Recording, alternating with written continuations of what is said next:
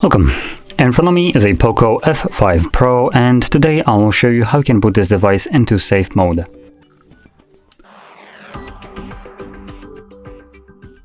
So to get started, we're gonna hold our power button. Once you see the boot options, here I think we need to just select power off. I'm just gonna check. Yep. So we're gonna select power off, and once the device turns off, we're gonna then hold power button and volume up at the same time.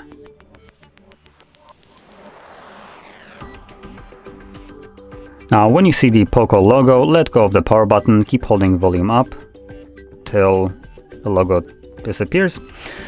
And from here, using either volume button to navigate, you want to select safe mode, confirm it with power button.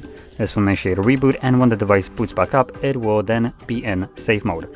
Now in safe mode, only the pre-installed applications will work. Any kind of app that you have installed yourself will be temporarily disabled in order for you to troubleshoot your device. So you'll see that in a second.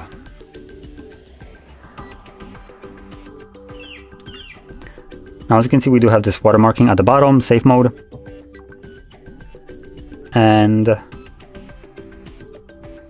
we have a couple of missing spots. So here there were two applications, one here.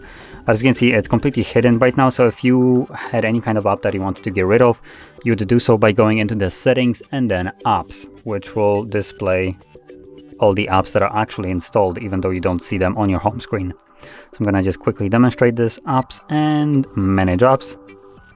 And you can see that all the apps are right here. So if I wanted to remove one, I can just select it and choose uninstall right here. Now once you're done with this mode and you want to go back to the normal one, all you need to do is hold your power button once again and select reboot.